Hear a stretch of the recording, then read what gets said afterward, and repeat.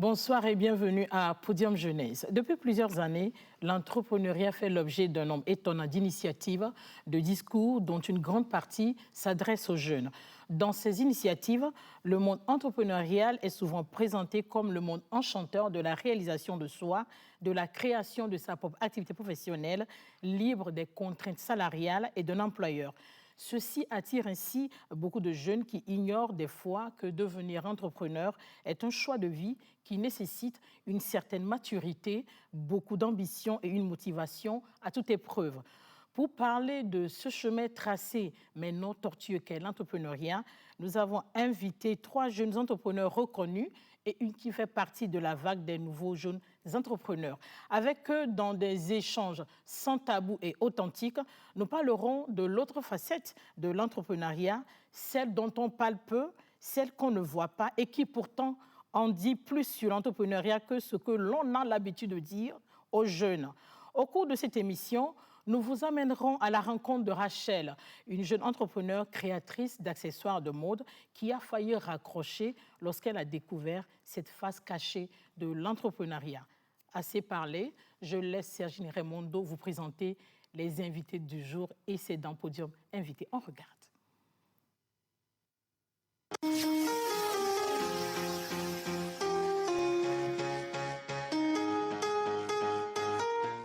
Aujourd'hui, Pélagie reçoit pour vous Gladys Djondo. Elle est promotrice des biscuits Nadis Cookies et directrice de Nadis House Production.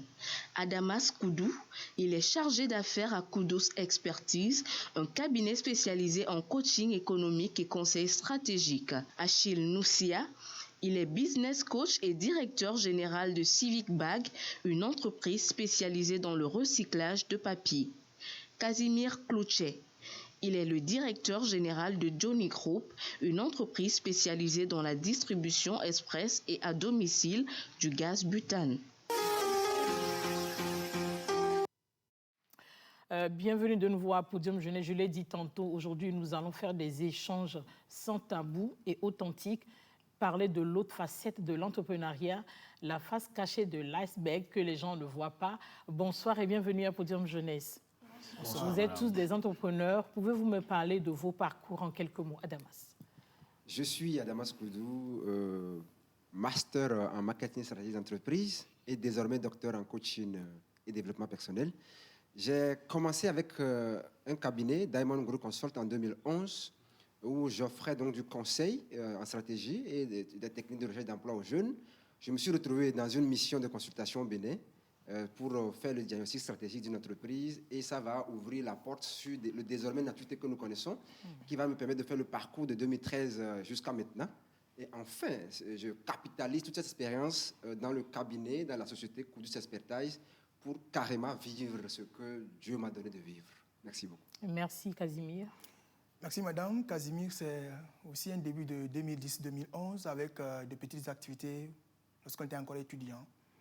D'abord avec une savonnerie, après avec une structure d'inter-échange de produits de cuisine, notamment les appareils électroménagers, les bouteilles de gaz et tout, qui va devenir plus tard la structure, l'établissement Univers Gaz en 2014-2015, qui plus tard va passer à l'étape de société parce que c'est devenu Johnny Group Sarl à partir de juin 2016, que nous sommes en train de poursuivre jusqu'à l'heure d'ailleurs. Et moi-même, en tant qu'éducateur spécialisé de formation, nous avons d'autres activités parallèles et on continue ainsi. Merci beaucoup. Gladys. Moi, je pourrais dire mon chemin entrepreneurial a commencé en 2013 où j'ai rédigé mon premier projet. Mais il m'a fallu au moins 5 ans. 5 ans pour se chercher avant de mettre en œuvre le premier produit qui était les biscuits au citron avec la marque Nadis Cookies. En 2019, j'ai lancé 2 autres produits qui étaient des biscuits au beurre, toujours à la marque Nadis Cookies. Donc aujourd'hui, nous avons 3 produits sur le marché que vous pouvez trouver dans les vitrines locaux sur la marque de Nadis Cookies. Ça n'a pas été facile, mais toutefois, je pense que nous avons d'autres produits que nous allons offrir à la population togolaise d'ici peu. Merci beaucoup. Achille Noussia. Oui, moi c'est Achille Noussia, je suis entrepreneur. Mon parcours a commencé en 2013 également, où j'ai créé dans un premier temps l'agence Full Marketing, qui faisait de la prestation de services en matière de communication et de marketing. Ça a fermé porte en 2014. J'ai relancé avec des amis un autre projet de e-commerce, la vente en ligne avec le site expressachat.com. Nous étions, je dirais, les premiers à lancer cette activité-là. Et quand on parlait de e-commerce, les gens nous regardaient bizarrement. Et en 2015-2016, on a travaillé là-dessus avec un autre produit qu'on appelait Top Mobile Cash, qui est une sorte de cotisation ou de tontine par mobile money, qui n'a pas prospéré aussi. En 2016, je reviens sur la scène avec Civic Bag, qui m'occupe jusqu'à ce jour. Félicitations. Voilà. Merci. Je crois que depuis une vingtaine d'années, il y a un battage médiatique autour de l'entrepreneuriat. Aujourd'hui, comment peut-on définir, selon vous, la relation entre l'entrepreneuriat et les jeunes et quels sont les enjeux à considérer? Casimir. Merci, madame. De nos jours, précisément sous nos cieux, je pense que la communication de nos aînés, ou bien de beaucoup de nos aînés, semble à pousser les jeunes vers un monde, celui de l'entrepreneuriat, à tel point qu'aujourd'hui, quand on est jeune, qu'on soit étudiant, élève ou apprenti, le mot qu'on puisse sortir quand on parle de sous-emploi, de chômage, c'est que va dans l'entrepreneuriat. Commence quelque chose à ton propre compte. À tel point qu'aujourd'hui, la jeunesse, sinon l'avenir de toute une génération, celle qui est en train de... qui a commencé depuis 5-10 ans déjà, et qui continue son bon parcours, on a l'impression, sinon on a maintenant plus ou moins la certitude que c'est l'entrepreneuriat le point de chute. Sinon, c'est l'entrepreneuriat qui compte les loger, qui va les abriter prochainement. À tel point que quand on est en termes d'emploi, en termes d'occupation, de quoi faire, de que faire, nous avons l'impression de dire que la jeunesse est confondue à l'entrepreneuriat aujourd'hui, selon les dires. Est confondue. Oui. Est-ce la réalité? C'est lourd. Quel sera le résultat? On pourra peut-être en parler au cours de l'émission. OK. Grosse question. Gladys. Aujourd'hui, pour moi, je considère l'entrepreneuriat comme un mystère. Un mystère. Oui, parce que ça demeure un mystère que beaucoup de jeunes ont le temps de découvrir. Tout le monde pense que l'entrepreneuriat est le premier chemin vers l'indépendance financière. Certes, elle est parsemée de beaucoup d'embûches. Donc, il faut tout d'abord l'embrasser avant de comprendre que l'entrepreneuriat, c'est pas aussi facile que ça. L'embrasser, l'étreindre. Oui. Achille. Merci. Oui, la relation avec les jeunes et l'entrepreneuriat aujourd'hui, vu de l'extérieur, on pense que c'est la nouvelle ruée vers l'or. C'est-à-dire c'est le chemin à emprunter du moment où on n'arrive pas à être absorbé par le marché de l'emploi. Il faut en créer, il faut être son propre patron, avec tous les versets qui l'accompagnent. Ça galvanise tellement à y aller. Maintenant, vu de l'intérieur, quelquefois, on est déçu, frustré. Voilà la relation qui est. Et je pense entre que les jeunes et l'entrepreneuriat. Voilà. Qu'est-ce qu'Adamas pourrait dire pour parachever? Oui, moi, ce que je dis, c'est que l'entrepreneuriat n'est rien de nouveau et n'a rien de nouveau depuis la création du monde.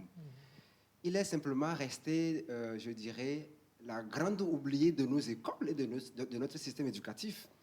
Et un entrepreneuriat structurant, c'est depuis la vingtaine d'années qu'on a commencé par le connaître dans notre pays comme étant une solution, effectivement, à la promotion de l'emploi et de la richesse dans notre pays, surtout d'Afrique. Donc, déjà en 2022, à pareil moment, c'est un mot qui vient rapidement auprès de tous les jeunes, entrepreneuriat, auto-entrepreneuriat, et moi je trouve ça très bien déjà parce que c'est une porte ouverte vers une nouvelle civilisation dont l'Afrique a besoin donc de s'approprier pour se positionner sur l'échiquier mondial. C'est vrai que tout à l'heure, Casimir a dit qu'aujourd'hui, la jeunesse est confondue à l'entrepreneuriat. Tout le monde veut entreprendre. Mais je me pose une question. Être entrepreneur, ce métier-là, est-ce que ça s'apprend ou bien... Ben oui, quand vous parlez de métier, quand quelque chose est un métier, ça s'apprend. Le pilote ne saurait conduire le vol ou l'avion s'il n'a pas été à l'école de conduite d'avion. Ou le médecin traitant ne peut pas s'autoriser à ouvrir un cabinet médical s'il n'a pas été à l'école. L'entrepreneuriat n'est pas un métier. Mais il devient un métier quand on devient entrepreneur. Okay. On a deux jobs principaux. Le job de l'entrepreneur qui est la science de gestion qu'il faut apprendre comment fonctionne le monde des affaires. Donc, en ce moment, l'entrepreneuriat devient du métier, on ne se lève pas pour devenir entrepreneur, ou on ne réussit pas parce qu'on devient entrepreneur, on se met à l'école de l'entrepreneuriat pour pouvoir créer une entreprise prospère. Ça s'apprend. Voilà. C'est une école, Casimir. Une grande école. Oui, Très cher. oui, une grande école qui coûte très cher, c'est ce que j'allais dire justement, parce que je pense que c'est l'un des rares mondes, sinon ce seul monde où, quels que soient les livres du nombre de bibliothèques possibles que l'on aura lus, quels que soient les mots d'encouragement, de push qu'on nous aura dit à l'oreille, je pense que l'entrepreneuriat est ce monde où il faut vraiment faire l'expérience pour tirer la leçon et vivre avec, pour mieux vivre avec, si je peux le dire ainsi. Donc c'est ce monde où, quelle que soit la manière dont vous êtes avisé, vous êtes préavisé, vous êtes préparé, rassurez-vous, c'est une école où vous devrez étudier vous-même dans votre propre école et en vivre avec.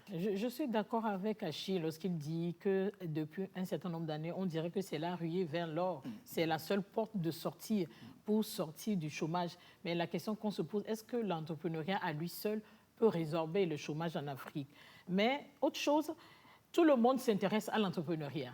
La jeunesse est confondue à l'entrepreneuriat. Tous les jeunes veulent entreprendre. Mais est-ce qu'il faut des qualités particulières, Achille, pour se lancer dans l'entrepreneuriat? Ou bien toute personne peut le faire? Bon, si on revient d'abord sur la question du métier de l'entrepreneuriat, comme on l'a dit, ce n'est pas comme de la menuiserie où vous allez, vous apprenez, quand vous finissez, on vous libère et maintenant vous pouvez commencer à exercer vous-même. C'est en étant à l'intérieur, c'est comme vous apprenez sur l'état. Mais il y a des prédispositions que vous devez avoir. Et peut-être nous, on l'a su un peu tard, en étant déjà dans le milieu. L'une des prédispositions, il faut avoir une tolérance très élevée à la pression, au stress. Il faut être agile, il faut être vraiment flexible. Ne jamais dire jamais. C'est-à-dire en entrepreneuriat, il n'y a pas de oui absolu ou de non absolu. Donc l'entrepreneuriat, c'est comme la femme qu'on n'a pas encore amenée à la maison. Il faut la cotiser tout le temps. Oui, ça dit que la cotiser tout le temps. C'est chaque jour avec son défi, chaque jour avec son problème. Je vois. Oui, et ce n'est pas nouveau. Hein, ce n'est pas nouveau. Oui, ceux qui nous ont devancés, ils ont vécu cela. Nous en vivons. Ceux qui viendront après vont en vivre. Vont le vivre. Donc c'est comme cela. Donc on ne peut pas dire oui, c'est un truc vous apprenez, vous avez des prédispositions. Non, c'est au fur et à mesure vous allez muscler. Hein, vous allez au fur et à mesure, oui, mais est-ce qu'il y a quand même des prérequis, des qualités particulières? Les prérequis, c'est certains que je viens de citer. Là. Il faut vraiment être flexible. Il faut accepter, apprendre. Il ne faut pas être s'attendre à tout, voilà, dans une bulle pour dire oui, c'est ce que moi je pense et tout. Maintenant, pour prospérer, il faut que vous fonctionnez sur un projet qui a de l'avenir, qui est porteur, qui peut se répliquer, et ainsi de suite. Oui, donc, bon, pour les prérequis, le leadership, la façon de gérer, tout ça, ça, vous allez l'apprendre. Le métier même... Sur le terrain. Voilà, dites-moi, qu'est-ce que ça prend comme énergie pour se lancer dans l'entrepreneuriat à Damas? Oui, c'est tout notre être. Pour repartir de la question à laquelle M. Noucha vient de répondre, je dis, tout le monde n'est pas fait pour devenir entrepreneur. Mais parce que l'école a tué en nous l'entrepreneur. Quand ta maman t'a mis au monde, qui t'a appris à ramper, à marcher? Qui n'a pas appris à ramper et à marcher, qui est resté par terre? C'est rare de trouver des gens. Mais quand tu tombais, tu te relevais. Qui t'encourageait? Mais tu voulais coûte que coûte marcher. Parce que c'était ça ta direction. Mais quand tu as commencé par grandir, on t'a mis à l'école, l'école t'a reformaté, t'a déprogrammé, t'a conçu d'une façon où tu as oublié cette capacité naturelle dont le Créateur t'a fait grâce pour pouvoir résister dans la vie. Maintenant, on ramène l'entrepreneuriat de façon officielle dans le système éducatif. Et c'est maintenant que nous rééduquons notre mental. Alors, à la question... Qu'est-ce que ça prend comme énergie de se lancer dans l'entrepreneuriat? Qu'est-ce que ça prend comme énergie? C'est tout notre être. Corps, âme et esprit. Corps, âme et esprit. Si les trois ne sont pas là-bas, l'entreprise n'a pas marché. Ouais. Si ce n'est pas un truc, on fait à moitié, quoi. Je vais essayer de voir. Non, ça. Moi, je n'ai pas trouvé ça comme ça. Ta nuit, tes jours, ton ventre, tes relations, ta prière, ta spiritualité, ta respiration. Ta respiration. Tu mets ça dans la machine avant que ça n'essaye de tourner pour voir si ça va donner quelque chose de potable. Qu'est-ce que Gladys en dit? Moi, je pense que l'entrepreneuriat, avant de s'y lancer, il faut avoir beaucoup d'énergie. Certes, des énergies positives. Il faut avoir le goût de l'ambition, avoir le goût du risque. Et puis, savoir s'investir, corps et âme. Parce que quand tu te lances dans l'entrepreneuriat, il faudrait s'attendre à recevoir des coups bas de la vie et les coups bas de l'entrepreneuriat. Parce que ce n'est pas aussi facile. Les médias nous montrent autre chose, mais la réalité, elle nous donne autre chose. Donc, ça demande beaucoup d'énergie, du courage, de l'abnégation et de la ténacité. Casimir. Que puis-je ajouter? Deux mots. L'entrepreneur, ça demande tout. Comme Adamas et les autres l'ont tout dit, ça demande tout sauf rien. Ouais, ça demande tout sauf rien. C'est seulement parce qu'il y a des fois, on récite de jolis mots, de mots tellement beaux. Il faut être courageux. Ça vient comme ça, vous ne savez pas que c'est le courage dont vous parlez au départ.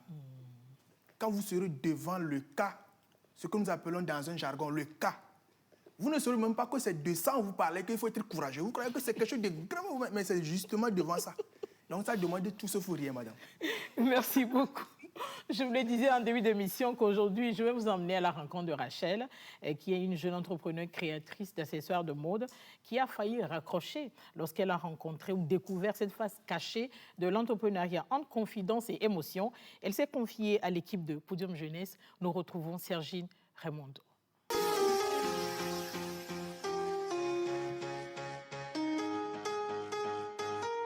Au Togo, les jeunes sont très attirés par l'entrepreneuriat. Rachel fait partie de cette vague de nouveaux entrepreneurs. Elle est la directrice d'Adar Sarl, une jeune entreprise qui crée et vend des designs d'articles et accessoires de mode en pagne. Nantie d'une licence en droit public, elle exerce depuis 5 ans le métier d'accessoiriste de mode après s'être formée au Ghana. Ce matin, nous l'avons rencontrée dans son atelier. Je travaille dans ce domaine parce que c'est d'abord ma passion. J'aime bien le domaine de tout ce qui relève de la créativité, l'innovation et tout. Et le domaine de la maroquinerie, le domaine de la tapisserie et le domaine du stylisme, c'est en fait ces secteurs d'activité qui font appel à la créativité de l'homme. Et donc, c'est pour cela que je suis passionnée par ce domaine. Et après, ça me permet aussi de valoriser notre culture, nos traditions. D'autant plus qu'on utilise les tissus locaux des fois pour nos créations. Voilà, c'est un sac de voyage. Donc, lorsque vous avez des petits voyages et je ne sais pas, pour une semaine, quelque chose comme ça, donc vous pouvez le prendre. C'est un sac de voyage qui est fait à base du tissu wax et aussi quelques designs en cuir, comme vous pouvez le voir. Et donc, c'est un sac qui est fait sur les modèles, les tendances qu'on a actuellement. Donc, voilà. On a aussi, par exemple, des sacs d'âme, des sacs de sortie qui sont assortis avec beaucoup de couleurs. Et après tout, c'est des tissus wax qu'on utilise. Mais en dehors des tissus wax, nous utilisons des tissus batik, par exemple, qui sont faits ici localement. On a les tissus traditionnellement tissés, comme le pagne quinté, des chaussures, des tapettes qu'on fabrique ici. On a des tenues. Nous avons des chapeaux. Et des boucles d'oreilles, des colliers comme ceux que j'ai portés et plein d'autres choses. Nous avons un tableau d'art et ici nous utilisons ces coris, par exemple, ces coris, pour apporter une touche d'originalité à ce tableau. Ici c'est à la boutique, donc dès qu'on finit la production, on vient l'exposer ici à la boutique et donc voilà, nous avons un peu de tout. Le monde entrepreneurial est très souvent présenté aux jeunes comme le monde enchanteur de la réalisation de soi. Mais ils y découvrent aussi des réalités auxquelles ils ne sont pas forcément préparés. Dans le monde de l'entrepreneuriat, il y a certaines réalités qu'on ne nous dit pas au départ. Et c'est une fois qu'on s'engage à faire le travail dans ce domaine qu'on se retrouve face à ces difficultés ou à ces réalités. Dès que j'avais fait l'ouverture de la boutique, j'ai fait la production et tout, j'ai fait l'ouverture de la boutique. Premier mois, déjà le jour de l'ouverture, on a vendu. Premier mois, on n'a pas vendu. Deuxième mois, on n'a pas vendu. Troisième mois, on n'a pas vendu. Là, c'était inquiétant. C'était inquiétant parce qu'il y a le loyer à payer, il y a des charges, il y a des investissements que j'ai faits, j'ai besoin de les récupérer. Et il y a aussi les employés à gérer. Tout ça, c'était devenu un peu stressant. On était là en prière, pensant que le 4e mois, ça va marcher, 4e mois, non. 5e mois, déjà, le maisonnier ou bien le propriétaire des locaux m'appelle. Écoute, Rachel, bon, voilà, il faut renouveler le contrat. Bah, j'étais là, tout inquiet, je ne sais plus trop quoi faire. Donc, c'est un peu ça. Il y a des difficultés, tout le monde apprécie ce que nous faisons, mais rien ne garantit l'achat. Rien ne garantit l'achat. C'est ce qu'on ne nous dit pas. J'ai suivi plusieurs formations bien avant le début pour me préparer. Malheureusement, une fois que j'ai commencé, j'ai été confrontée à plusieurs réalités. Premièrement, c'est par exemple la famille, les amis, tout ce qui m'entoure en fait. Lorsque vous n'avez pas un environnement favorable, ça peut avoir des impacts sur la vie de l'entrepreneur. Et par exemple, lorsque vous travaillez, mais la famille, l'entourage ne voit pas en fait ce que vous faites de concret, ou ils pensent en fait que dès que tu commences, déjà ils veulent voir le résultat, ils veulent te voir demain avec une Range Rover. Malheureusement, quand c'est pas le cas, tu galères, on se dit mais toi tu t'es perdu et tout. Ça décourage en fait, ça décourage. Ça c'est un point.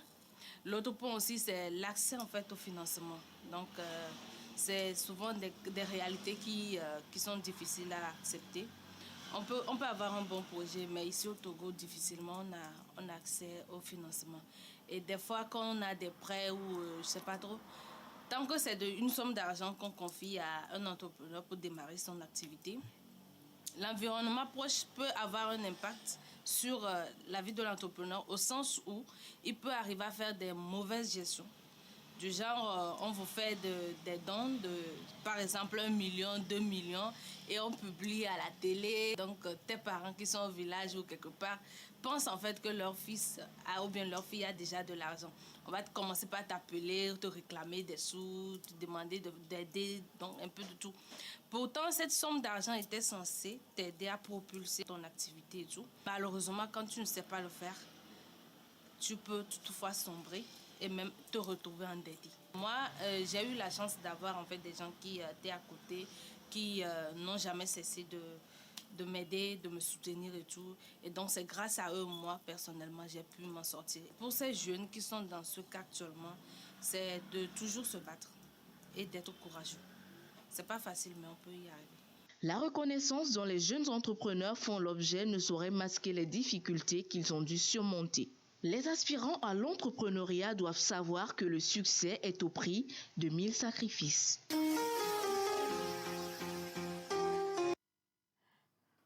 Merci de revenir avec nous à Damas. C'était Rachel dont je parlais en début d'émission. Oui, mais Rachel, elle a raconté tout. Nous avons tous vécu des cas pareils. Ça n'a jamais été facile. Mais heureusement qu'elle n'a pas raccroché, dit qu'elle a failli. Oui, effectivement, nous aussi. Je me rappelle des moments où le bailleur appelait. On en parlera tout à l'heure. Oui, donc qu'est-ce qui vous a marqué dans les propos de Rachel? Non, c'est qu'elle a dit effectivement la vérité des vécus, mais elle a pu garder le cap pour ne pas fermer. C'est ça qui m'a intéressé. D'accord, merci Achille. Oui, j'ai suivi Rachel. Félicitations à elle. Mais malheureusement, les félicitations, ça ne font pas des achats. Elle a fait montre de sa passion, cette passion qui a été le carburant qui l'a propulsée jusqu'au niveau où elle est aujourd'hui. On ne peut que la souhaiter bon vent. C'est vrai, ce n'est pas facile, mais on finit par y arriver. Elle-même, comme elle l'a dit. Donc voilà, c'est toute la réalité qu'elle a décrite tout à l'heure. Ouais. Merci beaucoup. Moi, dans les propos de... Tu t'es retrouvée? Oui, aux côtés de l'environnement. Il faut savoir s'entourer. Parfois, c'est notre entourage qui ne nous encourage pas. Parce que quand tu débutes, parfois, c'est l'entourage qui te dit « mais est-ce que tu es sûr que ce projet-là va réussir ?» Et quand tu n'es pas tenace, tu n'es pas courageuse, tu vas démissionner. Donc, quand tu commences par entreprendre, il faut savoir s'entourer. Même si c'est la famille, même si c'est des amis, il faut faire le tri, s'il le faut, entre sa famille et ses amis. Savoir à qui se confier. Avec qui on peut évoluer, Voilà, à progresser. qui se confier dans la famille et à qui se confier parmi ses amis. Parce que ce n'est pas tout le monde qui a cet esprit entrepreneurial. Et quand vous voulez entreprendre, ils vous diront, laisse tomber, tu peux aller chercher du travail ailleurs. Merci, Casimir. Merci, madame. Je pense que Rachel est vraiment elle-même, c'est l'entrepreneuriat.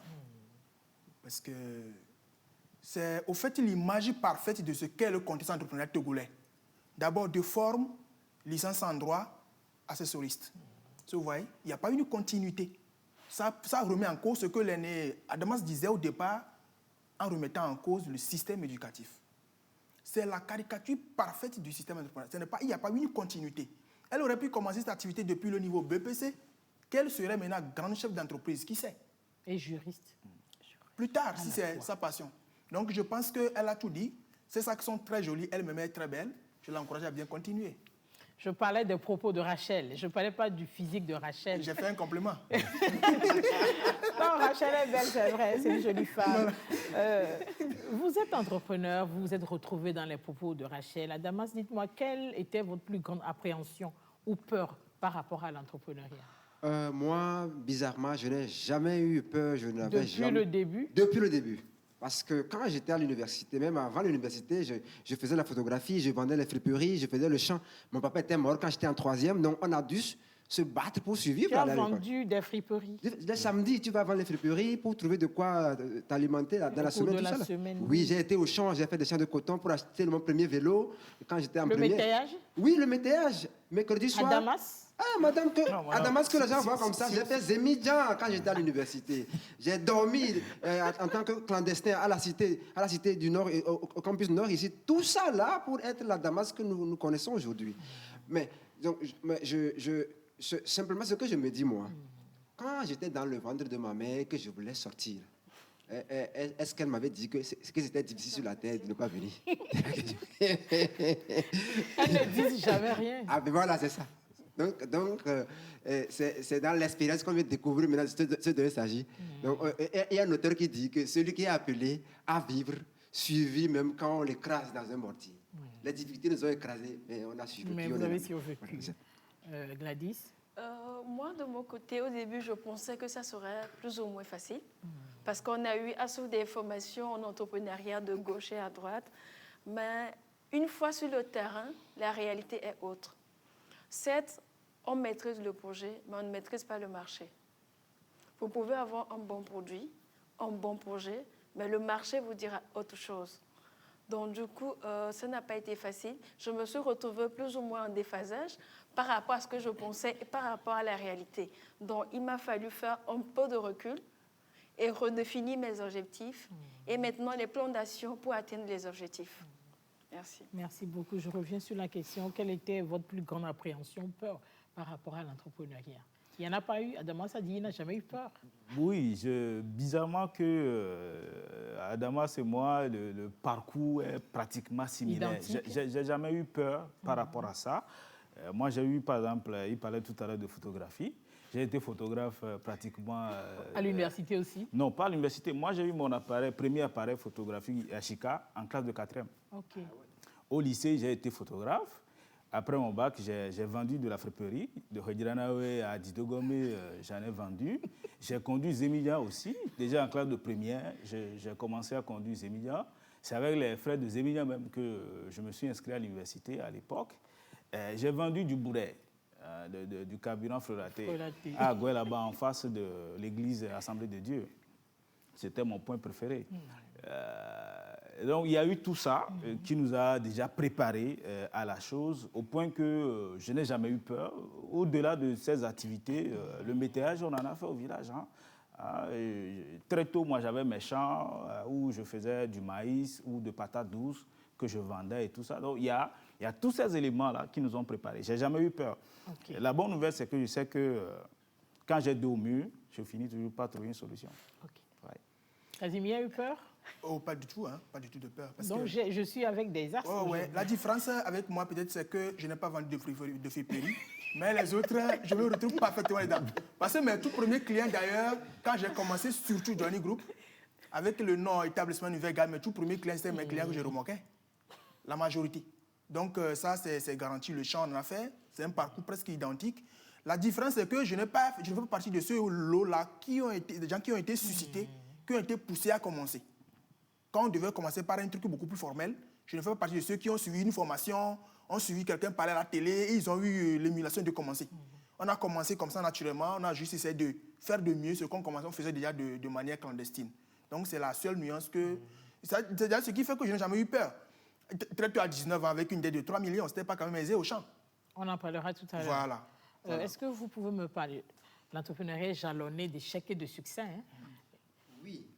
Est-ce que vous pouvez me parler de votre premier échec? Ou bien il n'y en a pas eu? Oh, c'est vrai qu'en termes de pensée positive, nous apprendrons à dire, parce que moi je ne dirais pas que j'ai échoué. Je parle d'échec en tant qu'entrepreneur. Oui, je vais le dire. Comme Nelson Mandela dit que je n'ai jamais connu l'échec. Je n'ai que... Pourquoi quand on te pose des questions, tu retournes toujours avec des proverbes africain. C'est un coach. C'est un coach. Ouais. Ici, on ne fait pas du coaching. Si je peux dire, échec, je dirais, mais une partie sensible de difficulté, c'était mon grand frère qui était à la place de mon père. Quand j'ai commencé l'entrepreneuriat, il a coupé toutes les aides parce que j'avais la possibilité d'aller dans la fonction publique. OK. Et pourquoi je devrais me mettre dans une activité risquée? Et il n'était pas d'accord. Il ne comprenait pas. Il ne comprenait pas. En sorte que je n'avais pas de moyens, je n'avais pas de soutien moral, financier, rien du tout de la maison. Ça m'a rendu plus orphelin. Et donc, la charge, l'énergie que je devais dépenser pour supporter cette critique de l'environnement proche. Interne était déjà beaucoup. Avant d'affronter maintenant le marché qui est déjà difficile et tous les autres aspects de financement, etc. Mais plus ce que j'ai vécu le plus, surtout dans le parcours de Naturité, c'est qu'en tant que jeune, on n'avait pas l'information sur comment fonctionne l'actionnariat, les capitaux. Et on a fait des erreurs qui nous ont coûté la tête, mais tout ça nous a permis d'apprendre. C'est pourquoi aujourd'hui, avec Koudous Expertise, nous vendons de l'expérience, de l'expérience pertinente, de l'information utile, pour que les jeunes ne soient plus obligés de tomber 7 ans, 10 ans, avant de se mettre en avant. Merci. Casimir. Oui, merci madame. J'ai eu plusieurs échecs. Le premier? Oui, le tout premier, quand je me rappelle, j'ai toujours froid au dos. Parce que j'ai échoué d'une manière que moi, jusqu'à là, je n'ai pas compris. Mais j'ai tiré les meilleures leçons. C'était encore en 2014. Tu permets, j'ai oublié de dire aux téléspectateurs qu'ils peuvent commencer à participer à nos échanges en nous envoyant des SMS au 92 29, 83, 88, c'est en bas de votre écran. Nous sommes encore en 2014. J'avais déjà essayé 3 saisons d'avance, la culture maraîchère, la tomate fraîche. L'expérimentation a bien marché parce que les échecs passés m'avaient déjà permis de comprendre qu'il faut se préparer. On était encore en septembre-octobre 2014 avec un crédit d'environ 3 millions sur la tête, jeune et petit que j'étais. Je fais tout, je mets tout en place, je lance une ferme de production de tomates fraîches, 2,5 hectares. Et les grandes inondations de 2014 ont commencé. Contre-saison. Les grandes pluies qui ont duré à Tovega, dans le village de Khekpe, ceux qui connaissent le milieu peuvent le témoigner. En plein mois de novembre, les pluies ont commencé, ça a commencé à pleuvoir lundi matin, ça a fini samedi matin. Les tomates qui étaient à l'étape de floraison, tout a jauni, tout était noyé. Avec une dette de 3 millions qui expliquait, j'ai circulé tout le bureau fatigué. Je vous assure. Un coucou à M. Afo de Wedis. Mais j'ai dû négocier, pas possible. Je vous assure, madame, jusqu'alors, je n'ai pas compris cet échec. Mais j'ai tiré encore les meilleures solutions que là où on prévoit le moins danger, c'est là-bas, il nous attend. Pleuvoir en novembre jusqu'à inonder les choses. Mais ce qui a fait que je n'ai pas eu vraiment peur, je n'ai pas eu peur d'affronter les partenaires et tout pour m'en sortir d'ailleurs plus tard, c'est que les gens ont perdu la vie dans le village à cause de ces mêmes inondations. Donc pour moi, c'était encore un moyen. Moi, j'ai pris des photos, j'ai justifié fatigué, mais le prix, on a payé très cher. Donc tu as dû rembourser les 3 millions? Mais ça a été remboursé. Franc sur franc. Ça a été remboursé. Je remercie sincèrement ceux qui ont intervenu dans la ligne. Pas moi, ils ne m'ont pas donné de l'argent. Hein. Mais quand j'ai amené la gueule, ben, ils m'ont cru, tout simplement, ils m'ont cru. Je n'ai même pas pu bénéficier d'un prêt supplémentaire de 100 000 francs parce qu'il y avait déjà les produits. Il y avait déjà les graines, il y avait tout pour refaire juste. Mais personne n'était là pour me financer à hauteur de 100 000 francs pour reprendre. Mais il faudrait que je reprenne la roue moi-même pour travailler un espace donné. Je parle de 2014 récemment. Ben, comment faire pour sortir la tête, ça a été vraiment l'expérience qui m'a forgé. Donc, c'est l'échec le plus lamentable que j'ai connu de ma vie parce que je venais de démissionner d'un poste que j'assumais parallèlement. J'étais bien payé, si je peux le dire, parce que très jeune, sorti de l'université, enfin, je n'avais pas fini l'université rigoureusement. J'étais bien payé à 140 000 le mois. J'avais démissionné. Les parents proches ont crié du scandale. Tout le monde chantait. Mais quand ça a pété, qui serait derrière moi? Personne. C'est là que j'ai appris à faire des médias. Donc, c'est l'échec. C'est là que tu le ressens. C'est le point commun du trio. Pour manger. C'est la friperie que tu n'as pas vendue. Je n'ai pas vendu friperie. C'est l'échec. Après, j'ai eu plusieurs autres échecs. Mon frère parlait de l'actionnaire et tout.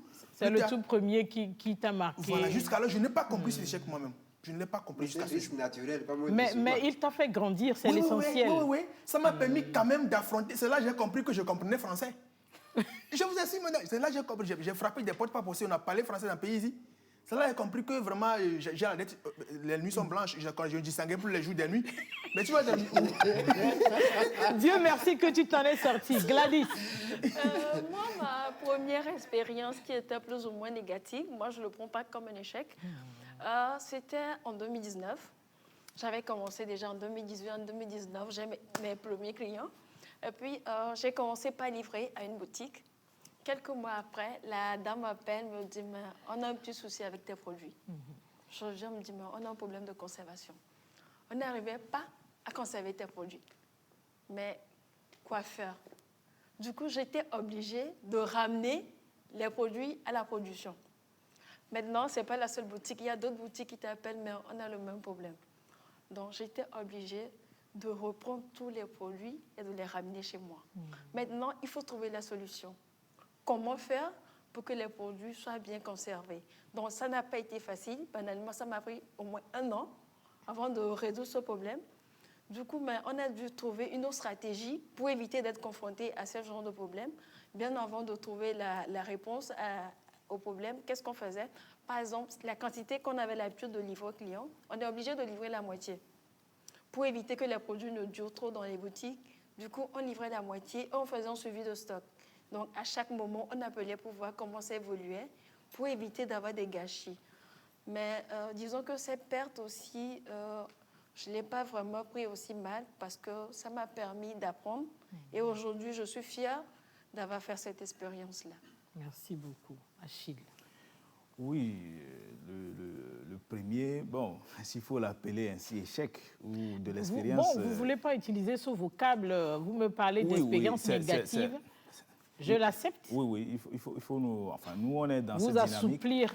On est dans cette dynamique d'être toujours positif par rapport à cette situation-là. Okay. Ça remonte effectivement en 2014 avec l'agence de communication que j'ai créée. Papa de la maison est endetté au point que je dois changer de numéro régulièrement. Je changeais de numéro régulièrement pour s'échapper un peu. J'ai dû même quitter Lomé un temps oui, pour aller faire d'autres métiers vers les plateaux là-bas. C'était très difficile. Il y a des gens, à l'époque, il y a 2 ou 3 personnes que je cherche encore, que je ne trouve pas. Ils avaient travaillé pour moi à l'époque, mais je n'avais pas d'argent pour les payer, ma secrétaire et puis les autres collaborateurs. On avait 4 mois d'arriérés de salaire qui n'étaient pas payés. Le propriétaire, il m'appelait, puisque j'ai changé de numéro, j'étais injoignable. Il a trouvé l'un de mes amis. Bon, entre griffes, le propriétaire avait de l'handicap. À l'époque, il a montré, est-ce que c'est normal que quelqu'un comme ça, on puisse louer chez lui et ne pas le payer et tout. C'était très difficile quand on fait la rétrospective de ces moments-là. C'était très difficile où je venais même des fois en ville pour rentrer, je n'ai plus d'argent pour rentrer. Donc il faut trouver quelqu'un qui doit te faire flouze ou un truc comme ça avant que tu ne puisses rentrer. C'était très difficile, mais bon, ça nous a préparés. On a tiré les leçons là-dedans. Ce qu'on a fait d'anormal et qui avait causé cette situation, on a capitalisé dessus aujourd'hui et qui nous permet, en tout cas, de progresser pas à pas. Voilà. Merci beaucoup à vous tous. Vous venez de me parler des expériences négatives. si on peut les mettre en guillemets. Maintenant, dites-moi, quel est l'événement ou la réalisation qui vous a le plus marqué depuis la création de votre entreprise, Casimir? Oui, aujourd'hui, quand moi je vois dans tous les coins vente de gaz, vente de bouteilles de gaz, l'électroménager, de moins en moins de charbon de bois, je suis plus que comblé. Parce que à ma relève, d'après ce premier échec lamentable, je me suis relevé avec un petit contrat et je jubilais en entendant que j'ouvre vraiment Univers Gaz. Vraiment, l'avènement du gaz n'était pas que ça. Il fallait faire de petites économies rien que pour communiquer sur le gaz. Parce que jusque-là, la majorité de la population, c'est le gaz et incendie. Le gaz était égal à incendie.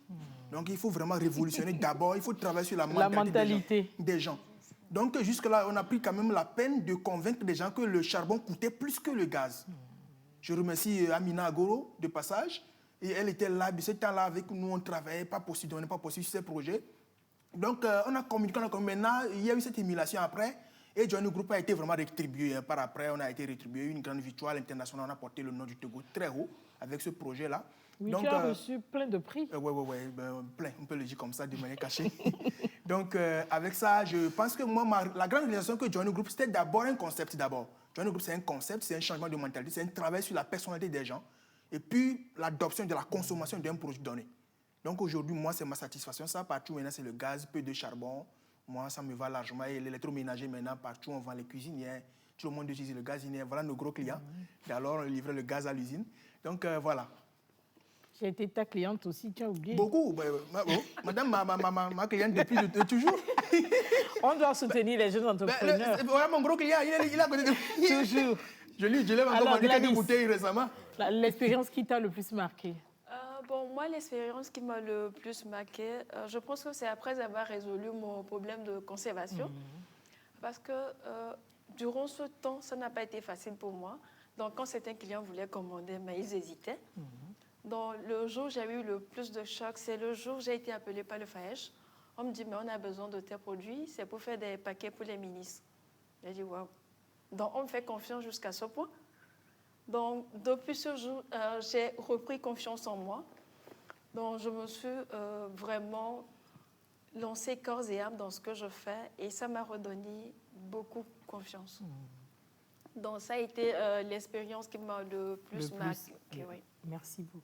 Oui, Adam. Oui, en termes de parcours entrepreneurial, l'expérience qui m'a le plus marqué, s'il faut dire, c'est vrai qu'on rêvait, on dit on va aller aux États-Unis, on va aller en France, etc. On a commencé l'entrepreneuriat.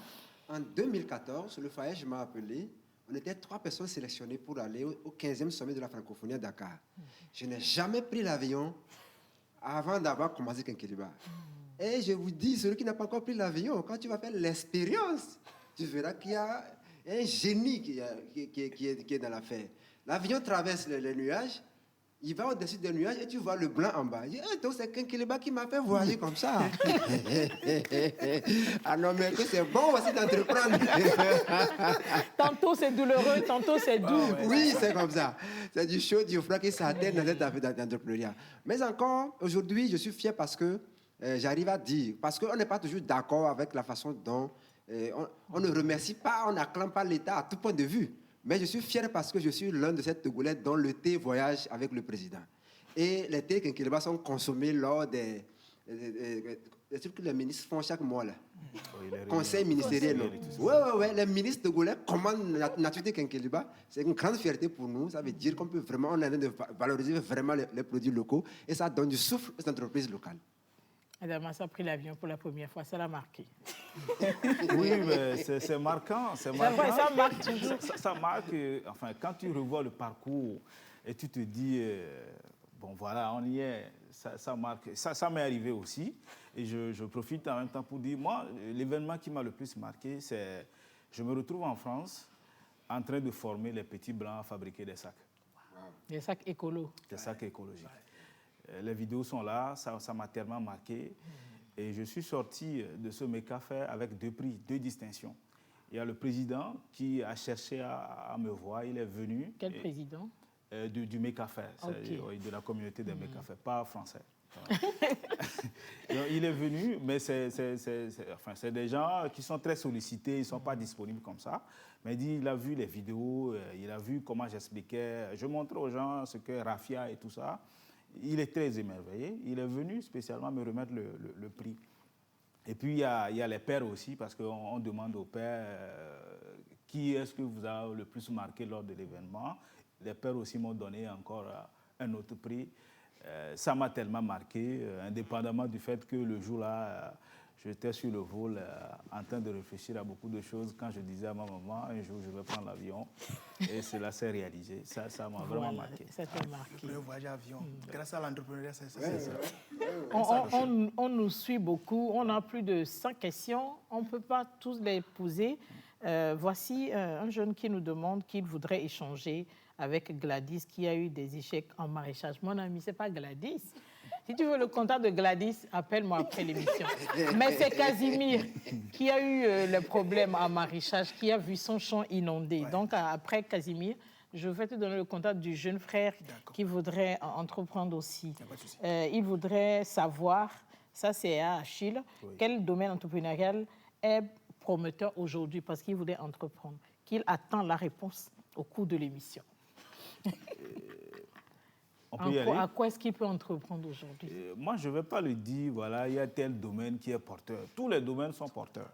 Tous les domaines. C'est-à-dire que c'est un faux sujet, on dit tel domaine est porteur.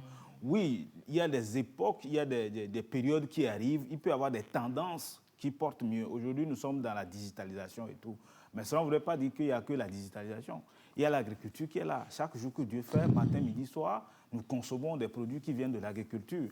Et la plupart sont importés. Donc, je ne vais pas lui dire, voilà, tel domaine est porteur. Il n'a qu'à identifier le besoin auquel il veut apporter une solution, qu'il trouve le carburant nécessaire, la passion qu'il faut, l'énergie qu'il faut. C'est le mot que j'allais faire sortir. Et d'y aller. Il ne me revient pas ou il ne nous revient pas. Je ne sais pas si vous avez... Oui, je suis d'accord. Pour lui dire, voilà, il y a tel domaine. On retourne vers Gladys. Gladys a dit, j'exerce dans ce domaine parce que ça a été toujours ma passion. Ouais. Et j'en ai fait une entreprise. Ouais. Salut à tous. J'apprécie beaucoup vos échanges par rapport à l'entrepreneuriat des jeunes. Les expériences que ces jeunes sur le plateau ont vécues sont très émouvantes. Je les encourage et leur demande de tenir bon pour servir d'exemple à l'ensemble de la jeunesse togolaise. Bon vent à vos entreprises. Merci beaucoup. Donc, on nous suit de très près. Donc, justement, la question qui vient, quel conseil donneriez-vous à un jeune entrepreneur pour qu'il puisse réussir son entreprise? Quels sont les pièges à éviter à Damas?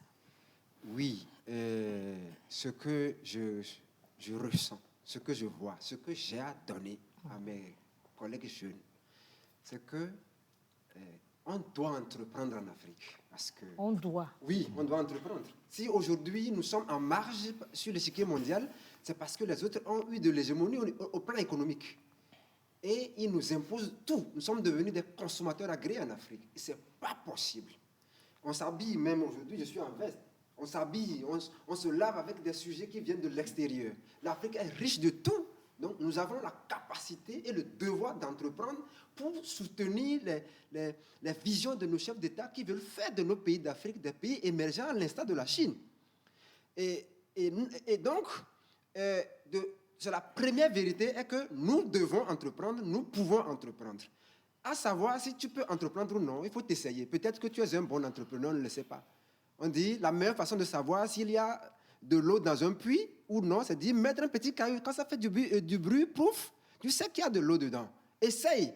Et qu'on puisse être flexible comme dans les pays anglo-saxons. Parce qu'il y a l'échec partout, il y a la difficulté partout.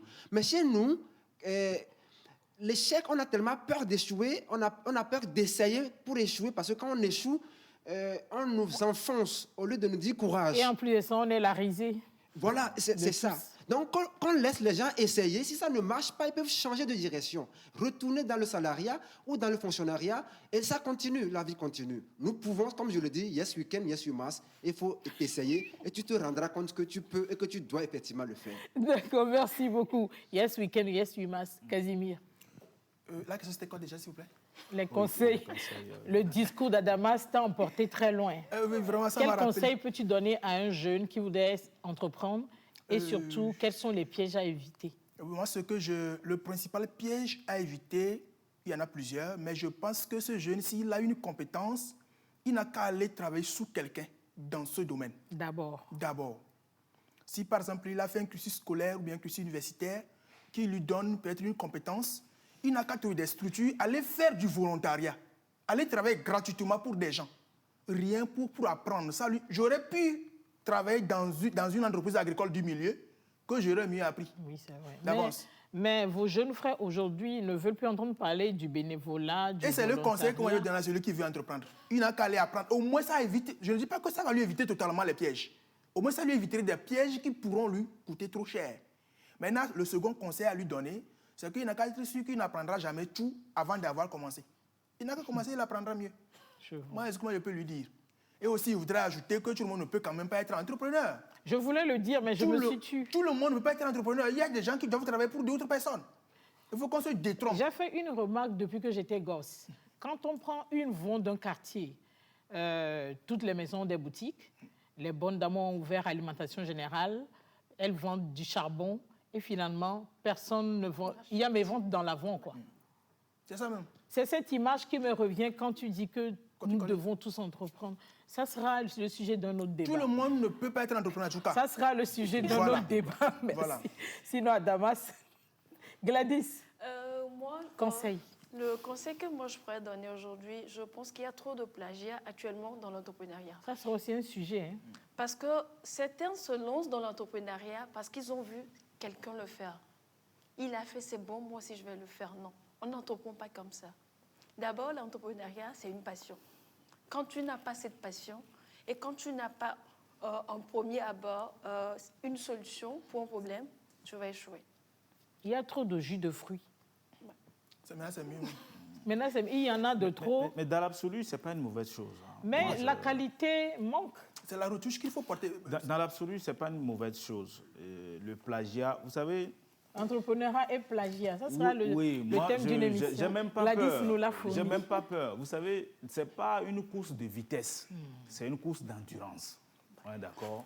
Ce n'est pas une course de vitesse, on va ce dire. que je dis, hein. Oui. Elle a fait du jus, ça a marché, moi aussi je veux faire du jus. Ouais. C'est Vous savez, pas quand une passion vous pour lui. quand quelqu'un vous plagie, estimez-vous heureux. Vous avez fait au moins quelque chose qui l'a intéressé, il n'a pas trouvé mieux que de recopier ça.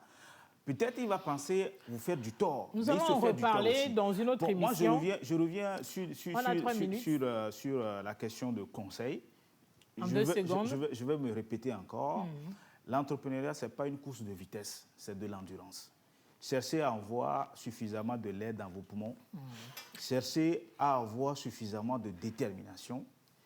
Identifiez un besoin qui sera pérenne, qui peut être répliqué, apporter la solution et améliorez-vous constamment. Ne vous dites pas, oui, on a commencé, nous sommes les pionniers, nous sommes les premiers, et vous commencez à gagner vos premiers millions, vous allez commencer à dormir sous vos lauriers si vous en avez. Mais il faut continuer à innover, il faut continuer à offrir le meilleur de soi. Innover. Je remercie Adamas, Gladys, Achille et Casimir d'avoir accepté de nous dévoiler ce côté caché de l'iceberg que constitue la vie d'entrepreneur. Ils ont connu des expériences négatives. Ils ne veulent pas l'appeler échec. Moi, je l'appelle échec. Négatif, mais positif aussi. Ils s'en sont sortis. Ils sont des références aujourd'hui. Les jeunes qui voudraient s'y lancer, vous pouvez vous approcher d'eux pour apprendre. Cette émission se voulait en fait un panorama des réalités moins connues de l'entrepreneuriat. Tout n'a pas été dit, nous le reconnaissons, mais il est clair qu'il existe de nombreuses embûches sur la route entrepreneuriale. Pour les surmonter, l'entrepreneur aura besoin de courage et de passion. Et surtout, chers nouveaux jeunes entrepreneurs, faites vos recherches comme il faut. Faites-les bien, Achille l'a dit, avant de vous y lancer. Je vous remercie de nous avoir suivis. Je remercie toute l'équipe de la réalisation et je remercie mon assistant du jour, Edith Akapo. Voilà, à samedi.